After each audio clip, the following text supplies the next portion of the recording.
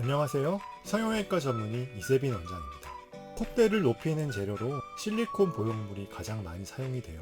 실리콘 보형물은 I자형 보형물과 L자형 보형물로 나눌 수 있죠. 코끝에는 부작용의 위험이 높기 때문에 실리콘 보형물을 포함한 이물질 재료가 삽입되어서는 안 돼요. L자 보형물은 삽입하는 것 자체만으로도 코 수술 부위에 많은 문제를 일으켜서 재수술로 교정할 때 교정해야 할 부분이 더 많아지게 돼요. 안전한 코 수술을 위해서는 자가 조직만으로 수술을 하는 것이 권장이 돼요.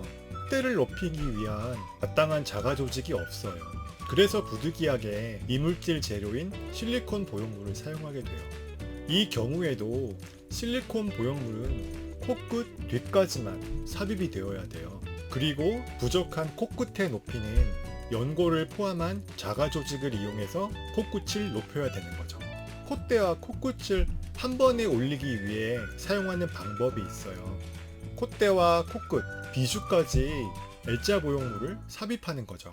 이는 전적으로 수술을 하는 사람 입장에서 편한 것이지 수술을 받는 분 입장은 전혀 고려되지 않은 수술이에요.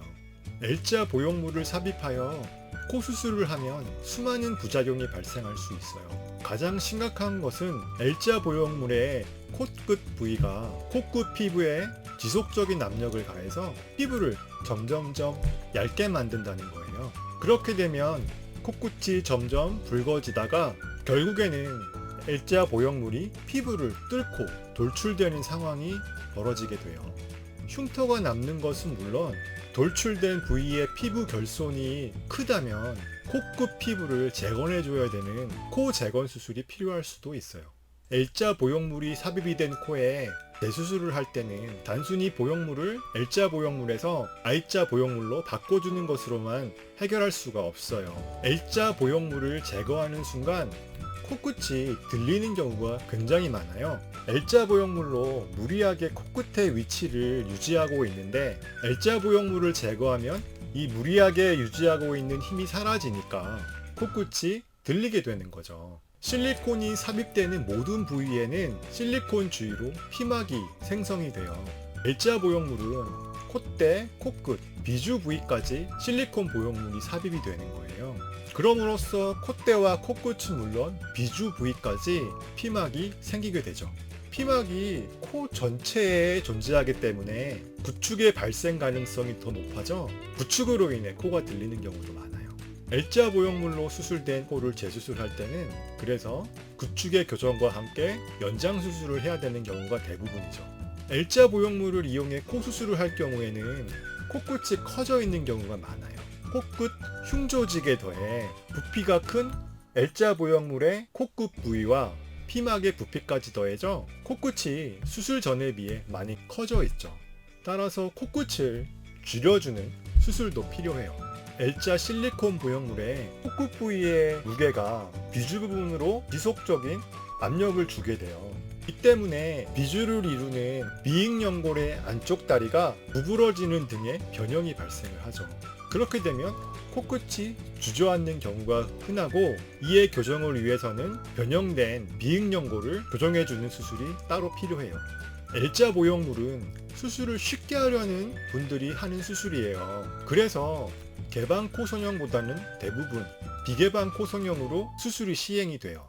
포켓의 위치가 뼈막 밑에 정확히 만들어지는 것이 아니라 피부 가까이에 얕은 위치에 포켓이 만들어지는 경우가 흔하죠.